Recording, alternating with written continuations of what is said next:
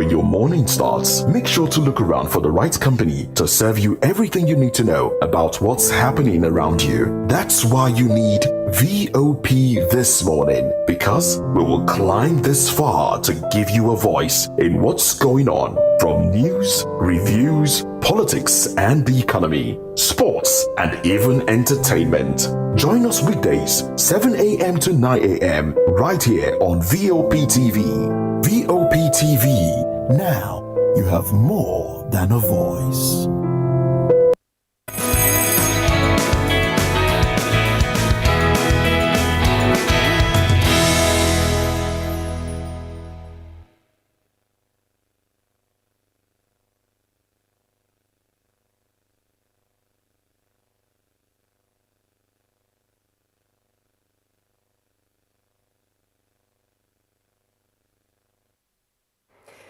All right, a former Kano State Governor and the chairman of the All Progressive Congress, Abdullahi Ganduje, is on the news again, as Kano State Anti-Corruption and Public Complaints Commission has filed fresh charges of corruption and maladministration against him. The Kano High Court is expected to arraign Ganduje today, Wednesday, April 17, 2024, on charges bordering on allegation of bribery, diversion, and misappropriation of funds, including the purported acceptance of $413,000 and 1.38 billion naira in bribes.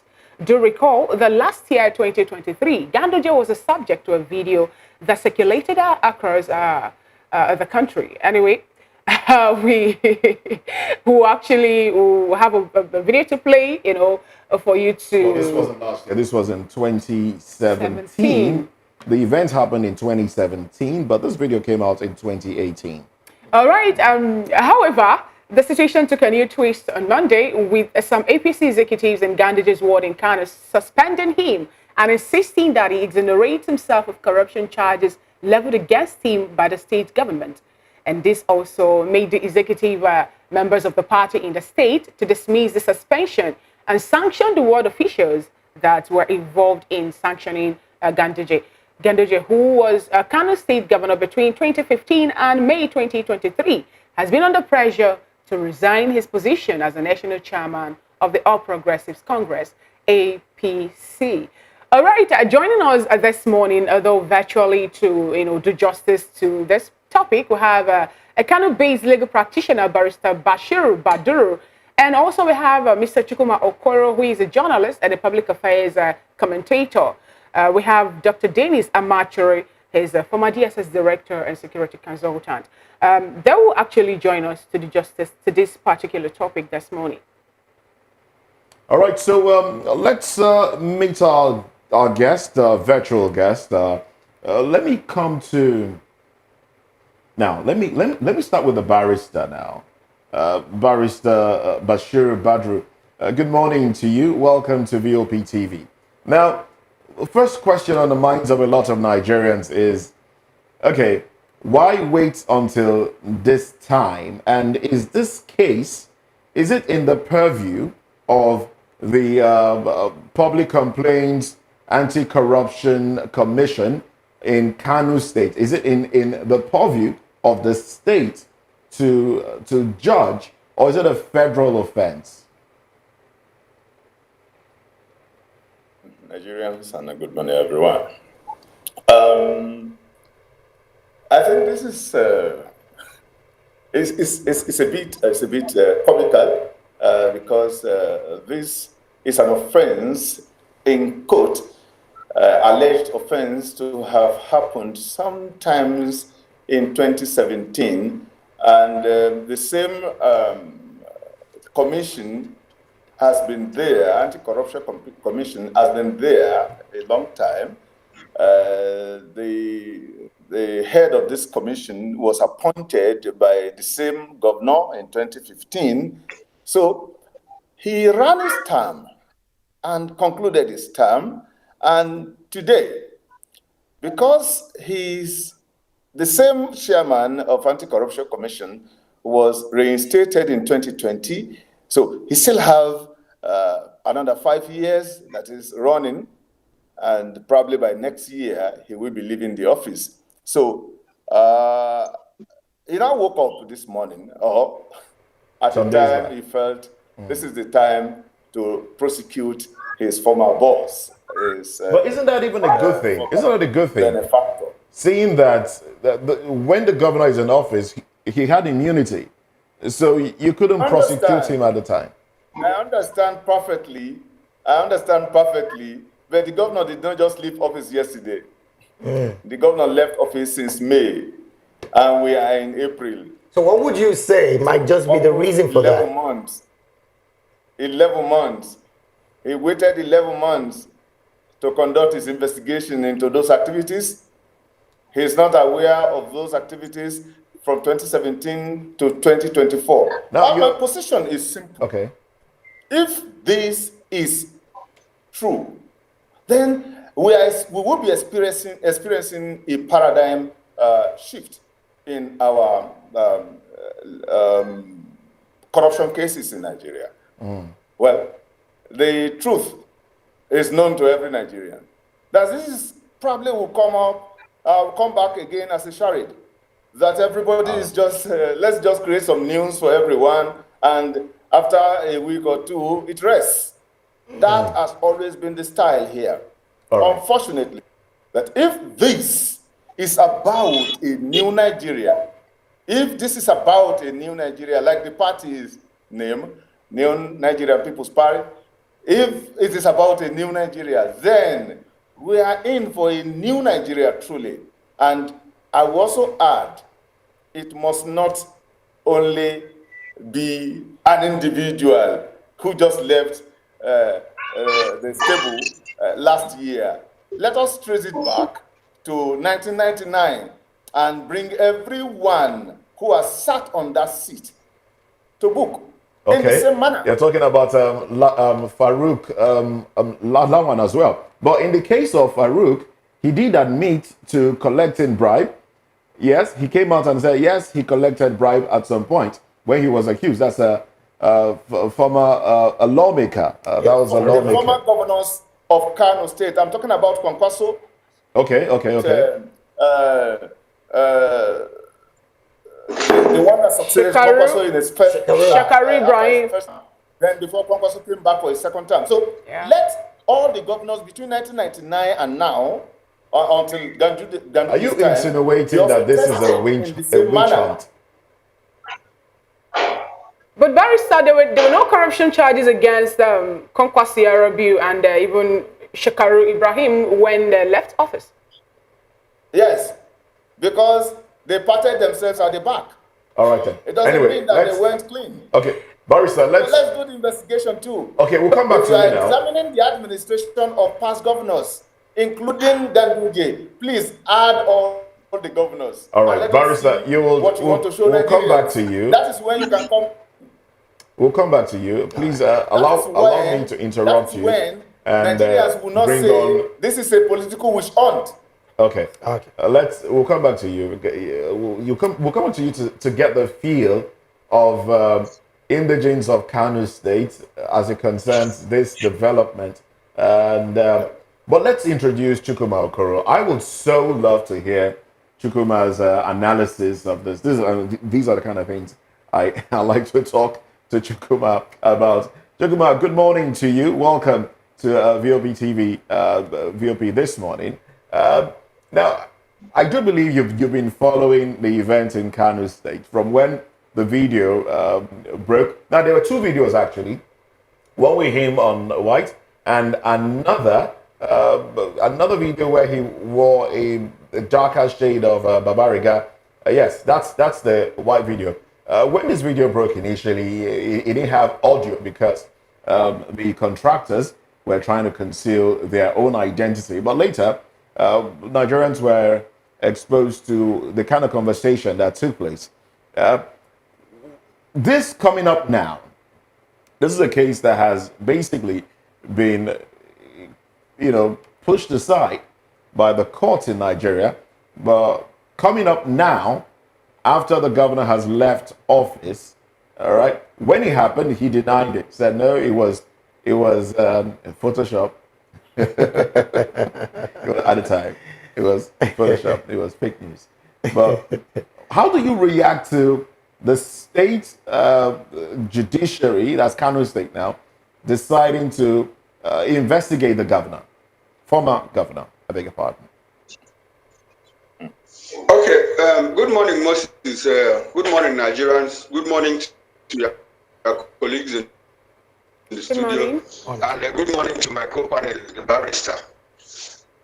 Yeah, well, I've actually followed this case since it came up in 2017, and it's also in the public view. It's in the public view. Nigerians understand what has happened. But for the case to come up at this moment, I think is a good step in the right direction, to the extent that it shows us that the present government, both at the federal and at the state level, that the governments are interested, in fighting corruption, because basically corruption is the issue that has held all Nigerians down. All our problems, political, ethnic, and every other thing boils down. Everything sits at the bottom of corruption. And so it is a good development if the Kano State Anti-Corruption and Public Complaints Commission has decided at this moment, to take up the case and ensure that the people of Kano State get justice, that justice is served. Then it's a good step in the right direction. The 11 months is not a long time. The case is not started bad. You can decide to call it up. Even in the next 15 or 20 years, we have seen governors, who served out in 2007, being tried, being dragged to the FCC now to account for what happened when they were in office like 16 years ago or more than that. So 11 months, probably the present Anti-Corruption Commission was trying to properly put together their case against the former governor. It's just 11 months, and you remember that in the past 8 years that he was governor, he had immunity, and so the Public Complaints Commission and the Anti-Corruption whatever didn't have the legal rights, to try him. So it is appropriate that they are doing that now.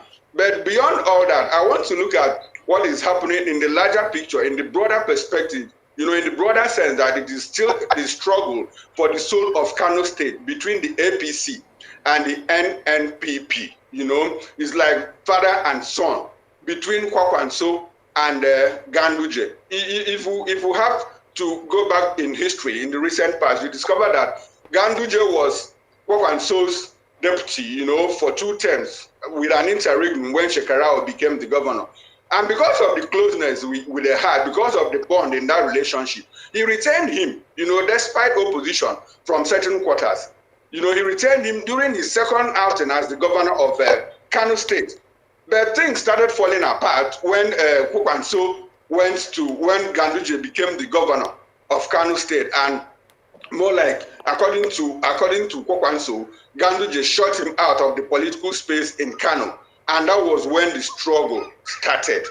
And that is what is happening now. That is what it has played out.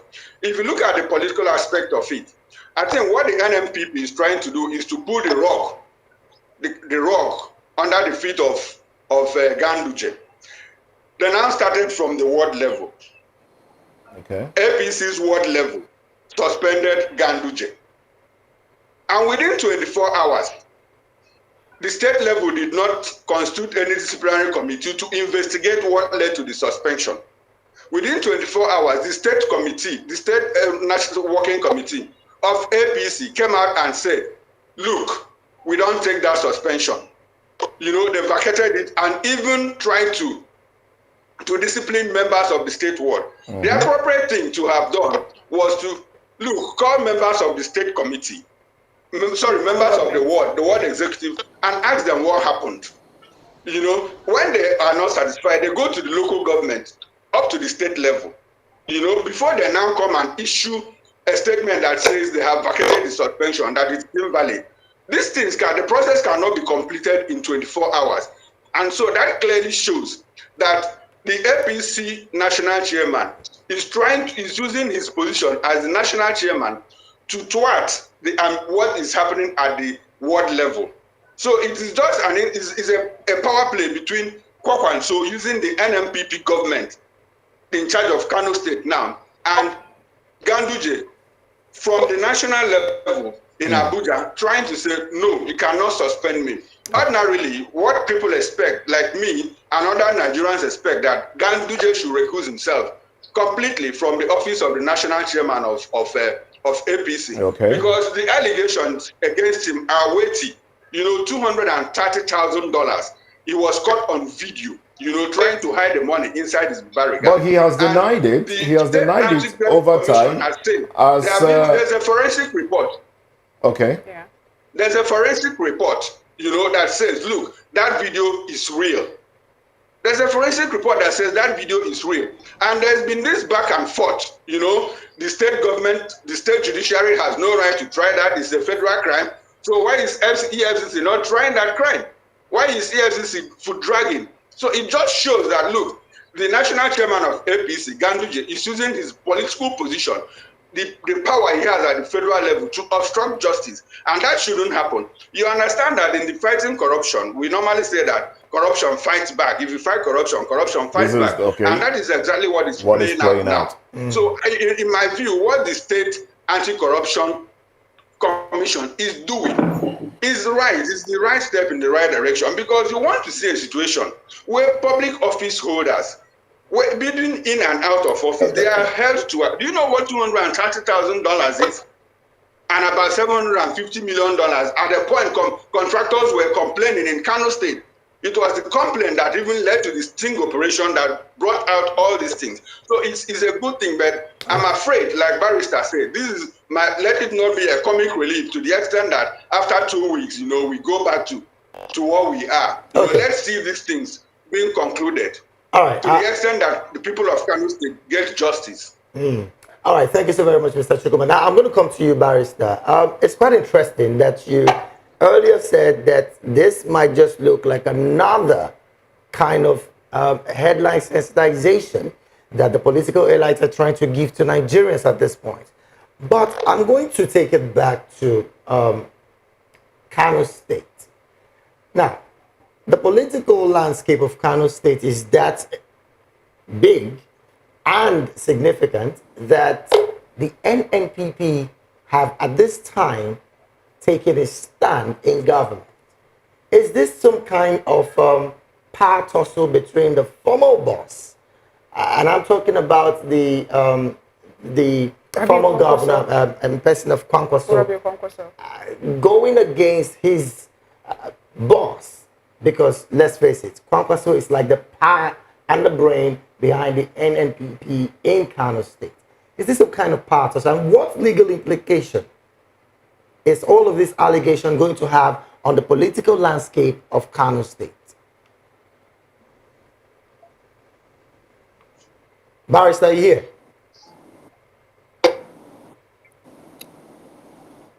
Hello? Okay, we can hear you now. I think there are issues. I couldn't even hear the last statement. Okay, my last statement is, what legal implications would these be having on the entire political space in Kano State? To be very frank, I am conscious of the fact that every step taken by the state judiciary must be well guided by the law. That is one aspect of this case. I am 100% in support of prosecution of corruption cases, but I am not in support of selective justice. So if you want to prosecute legally, look at the laws and come before the court protected by the laws establishing your court and the laws regulating those offenses if they are within the ambit of the offenses that can be prosecuted by the state judiciary, so that they don't just come to court again with these bogus allegations in court and eventually the court declines jurisdiction. So the homework should have been properly done. The Attorney General has a duty to carefully look at those offenses and bring them before the state judiciary, guided by the law. The implication this will have is when they are proper before the court, and the court has jurisdiction over this matter, then it's beautiful for us because it's going to write a new law for us. It's going to set a new standard. And like I said at the beginning, this is a paradigm shift. And everybody will sit up because the present governor undertaking this assignment will also be prepared to be investigated at the end of his tenure. All right, now I want to ask you, Mr. Chikuma Okoro, according to Muhuyi Magaji, who happens to be the chairman of the Anti-Corruption and Public Complaints, he was of the opinion that they also have another investigation they are doing as regards the past administration in Kano State, which is the tone of 51.3 billion naira local government fund that was being sent to, according to him, to some private individual, and also 4 billion naira were also sent from the consolidated revenue account to a particular, what's it called, agricultural company. Now, my question to you is this: they were of the opinion that 11 months is too, is already far. Why wouldn't they start this probing and all that now, before now? But I think he was trying to take his time for that to happen. Now, my question is this: is there any time too far or too close for investigation to be done and justice to be carried out? I think I said it earlier that, look, 11 months is not a long time, and that I also pointed out that some governors who served between 1998 and 2003 are also under investigation. Some of the cases are already in court by the EFCC. So 11 months is not a long time. Right. And I say that probably the Anti-Corruption Commission was trying to put its case together to make it foolproof, before they now present it to the law. And I think what the barrister is saying about selective justice, I don't get it, because I mean, before you take somebody, before you investigate somebody, there must be a complaint, there must be a petition, there must be a ground for the investigation. For the 8 years that Ganduje was governor, we never heard that, look, there was an infraction on the laws of Kano State or on the laws of Federation by Rabiu Kwakwanso or even Shekarau. Even as we didn't hear that, nothing says that, look, and in the private individual or even the state anti-corruption cannot write a petition at this moment for investigation to commence and for the law to take its course. So I don't see an issue of this investigation or this prosecution being selective. It's a matter of law. This man, there are evidences that the commission have against him. One, the stuffing of dollar in his Babariga. The state commission also have evidence to show that a certain Texan bill was purchased using the government money in his own name. And remember that he is not the only one under investigation or under prosecution. His son and wife are also involved. So it took the anti-crime commission, the state anti-crime commission, to put all of these cases together. And a part of the things they are even prosecuting him is the local government money, which you talked about. In the fight against corruption, these things happen. We have cases that have lasted for 30 years and they are still in the Supreme Court. If a case is not status bad, nothing says that you can cut it up at any point in time. And like I said, if it is a play of politics as it looks to be, well, the present governor also will have his own time. Okay. When he exits office. All right. Now, another question I want to ask you is this. Sometime last week, the former governor, Ganduje Abdullahi, was of the opinion that it is only the Attorney General of Federation and EFCC that can call him in for, any issue that has to do with what you're talking about today, saying that the state government has no right to, call him up for that. Now, my question to you is this: do you think the present administration will, be a sort of obstruction to getting to the end of this particular case, as that's Ganduje now, is their state, or rather their national chairman? Mr. Chukuma, are you there? Me, right? Yes, Mr. Chukuma. Yes, I'm here. I'm here. Yes, and that is why I said for this. Yes, that's why I said that for this investigation, for this prosecution to have a meaning, for it to be sensible, what the ward level did was the appropriate thing to suspend Ganduje, suspend him from the party. You know, at the ward level, local government level, the state level will ratify it.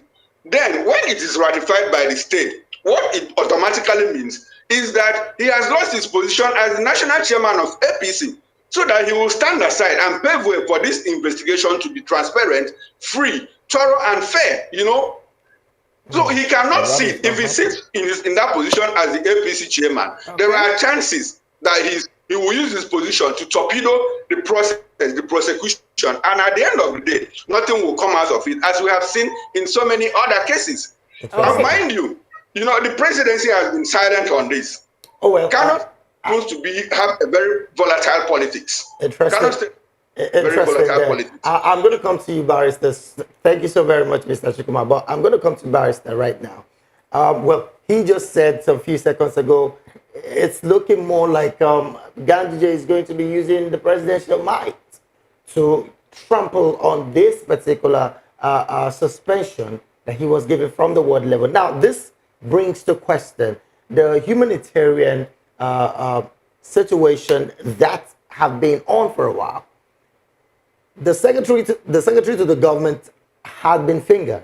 I'm talking about Mr. Gbajabiamila in this particular incident. And as we speak, nothing was done in that regard.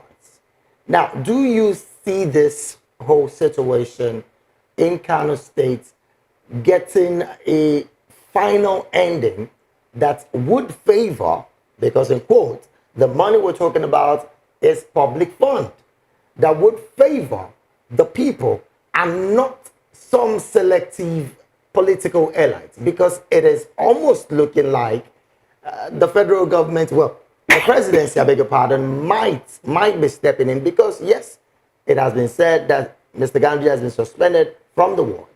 The state chapter of the APC is going against that. Is there some kind of higher powers, maybe from the presidency, to want to make this not get the light, to see the light of the day?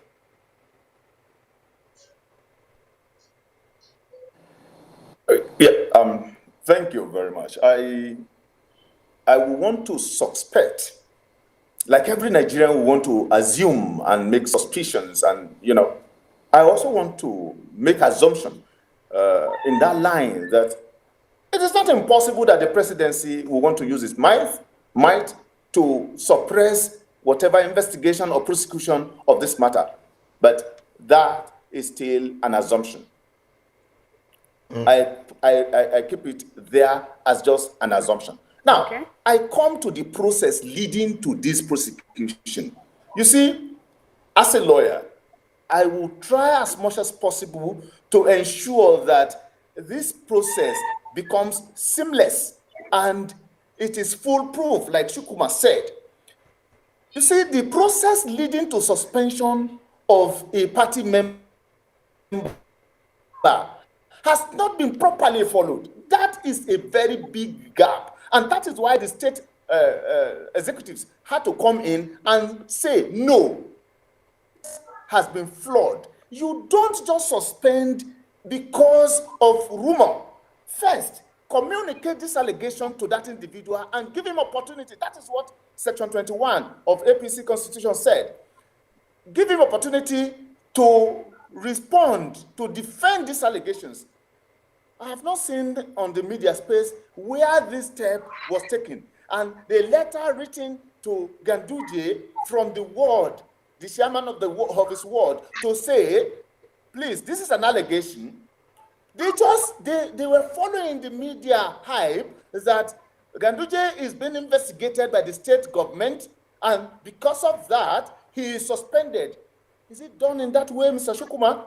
No, the answer is no. The process has not been followed. And this is my fear, that probably this was was done especially to lay a very poor background for these investigations. I, for one, will want Ganduje to be brought to justice for whatever crime that is alleged to have been. All right, now, Barrister, another. All right, Barrister, we're losing your audio there. Yeah. I hope you can hear us. Follow the right track. Follow the rules. The procedure must not be effective. All right, then. Okay, Barrister. We lost a bit of your audio there, but I do hope we've been able to re-establish communication with you. Okay, now, Barrister, I pray that the network actually let us get across to you. Now, my question actually is this. There's this back and forth of whether the state government can prosecute the ex-governor or it is a federal crime, whereby people are splitting the case in two. One, maladministration and the issue of money laundering. Now, as a legal practitioner, can you actually help us to, throw more light on this? The money laundering, the maladministration, the corruption, which one is it that the federal government is to look at and the one that the state can look at? As also, you also tell me your stand. A legal practitioner also in Kano State by name Waginda Issa was of the opinion that APC national chairman should resign for the meantime. Yeah, sorry. Because today, the matter will be arraigned in court. I mean, Ganduje will be arraigned in court. Yes. You see, maladministration is not a federal offense. But when it comes to money laundering is a very sensitive affair, and it is a federal offense. So it doesn't come within the ambit of state judiciary. So to separate corruption cases is only very, very difficult because they are so intertwined. And because of that, you hear comments here and there that they do not have the right because it's a federal offense. No, there are areas the state government can validly prosecute a former governor. A former governor is a citizen of the state. So why would the state be denied the capacity to prosecute its former? It's no longer under any immunity. And I share the view of that individual who said that if, like Shukuma rightly said, if I were Ganduje, I will recuse myself from the leadership of that party and come before that court to prove my innocence. And this is what is expected of an average leader in Nigeria. All right. Is that Barrister Bashir, we are rounding up this topic now. As you give us the concluding thoughts, I would like you to help us understand the atmosphere in Kano State today. What is it like as people look forward to the arraignment in court? The situation as it stands is still only within the elitic discussion. And when I say within the elitic discussion, it has not come to an average Kano person to discuss. You see, the moment this man appears in court today, the environment of Kano will change immediately. And I can assure you, because it will be seen as a persecution or a witch hunt of a former governor who has his own followers too, like Konkoso has. Ganduje has his followers. So it will now become a very slippery slope for the state to continue. Are you privy to? They are also looking for election in 2027. All right. Are you privy to the environment of the courthouse? Do we have security agencies around the courthouse to forestall a breakdown of law and order?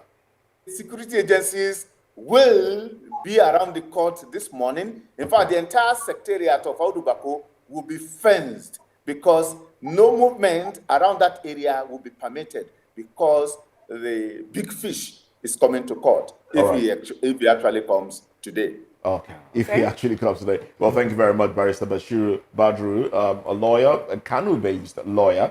And, well, let's also get Chukwuma Okoro's concluding thoughts on this one. Chukwuma, please. Moses, like I said earlier, and which the barrister confirmed, Kano state politics is very volatile, you know. Indeed. Sure. It's very volatile, and that is what is going to happen today. So security agencies should be alive, you know, and up to their responsibilities. That said, what is happening now is also a preview of 2027, because the struggle for 2027 has already started, you know, between the APC and the NNPC. And Ganduje should be very careful, you know, he should watch his back, because he's just the APC chairman. He doesn't have much control over the state. The NNPP, you know, is in charge of Kano State now, and the presidency, being mindful of the strategic position of Kano State in Nigerian politics, Right. you know, will have to weigh their options, you know, because Ganduje might become an expendable material, so he should watch it. And but beyond that, I want to see the issue of corruption, not just this one. You know, all corruption cases should, you know, be conclusively dealt with, so that Nigerians will get justice, because what is happening, it's no longer funny, even as comical as it is, but it's not funny. All so right, then, let's see what happens today. All right, we'll Alright. keep our eyes on that one and see what happens today. Well, big thanks to you as well, Chukwuma Okoro, a journalist and public affairs commentator, for staying with us on this topic. Thank you very much. We'll take a break now. When we come back, we'll have Dr. Dennis Amakri, who is former DSS director and security consultant, joining us as we talk about the introduction or the declaration of April 7 as National Police Day by the Tinubu administration. Let's talk about this one when we come back from this break.